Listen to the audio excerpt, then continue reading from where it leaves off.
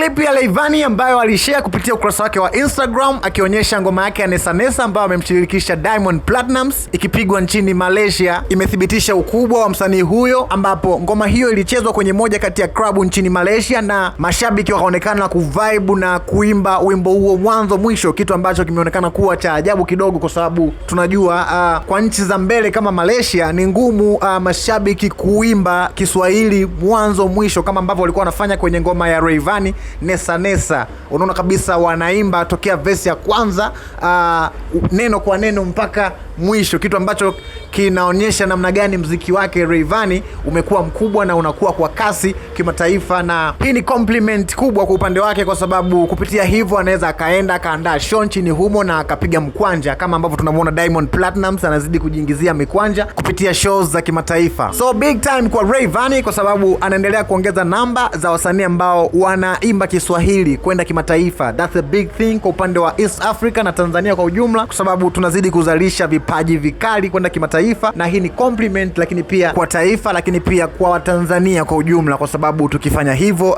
taifa letu linafahamika kimataifa. End of the day faida inakuja kwetu pale ambapo taifa letu likijulikana na tunapata wageni, watalii and stuff like that. Mwisho wa siku pato la taifa linaongezeka. By the way, Rayvanny sasa hivi na ngoma yake inaitwa Toto, moja kati ya ngoma ambazo zinafanya vizuri sana TikTok, lakini pia mitandao mingine ya kijamii. Unaweza kuisikiliza kupitia streaming platform yoyote hapo ulipo na siku yako ikaisha poa kabisa. Mimi ni the baddest boy Mbabe Ninja in town, Duncan 99, na hii hapa ni Landlord Lee Cape. Kama ndio mara yako ya kwanza unakutana na YouTube channel yetu, usahau kusubscribe, kulike pamoja na kucomment. Kwa kufanya hivyo utakuwa umetuongezea nguvu ya kuendelea kukifanya hiki ambacho tutakifanya, lakini pia tutaendelea kukuletea updates za kutosha zaidi na zaidi. Thanks for watching. Bye bye.